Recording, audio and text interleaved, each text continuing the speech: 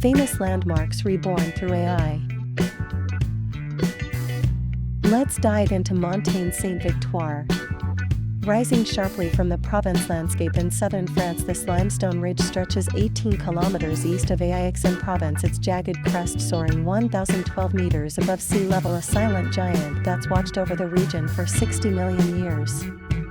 Formed during the Mesozoic era when tectonic forces buckled the earth, its stark white face gleams against the cobalt sky, a beacon visible for miles across the rolling hills dotted with olive groves and lavender fields that paint the valley in purple each summer. To the Romans it was Mons Ventorii, the windy mountain, their legions trudging its foothills, while medieval hermits sought solitude in its caves, naming it after Saint Victoire, whose legend ties to a 3rd century martyr, though some whisper it honors a victory over Saracen invaders in the 8th century.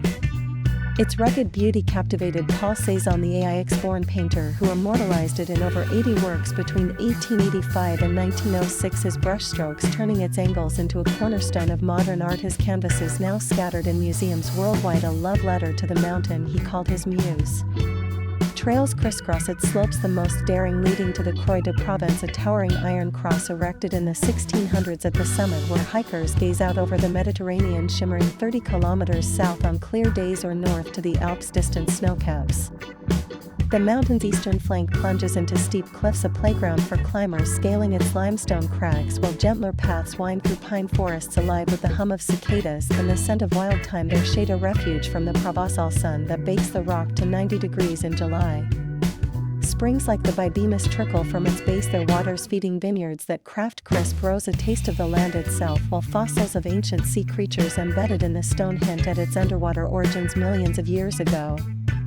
Wild boars and foxes roam its scrubland alongside rare Bonelli's eagles soaring above, their cries echoing off the cliffs, a biodiversity hotspot protected since 1989 as a grand site de France, though wildfires sparked by dry summers threaten its fragile green cloak, their scars still visible in blackened patches.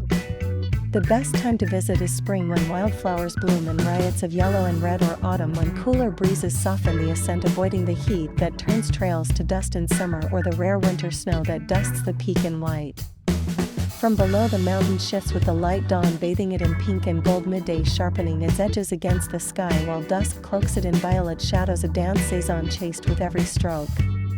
The nearby village of Luthalanet hums with cafes where locals sip pastis and debate art, their chatter drifting up to the ridge where a 12th century priory clings to the slope, its ruins a whisper of monastic life amid the wilderness.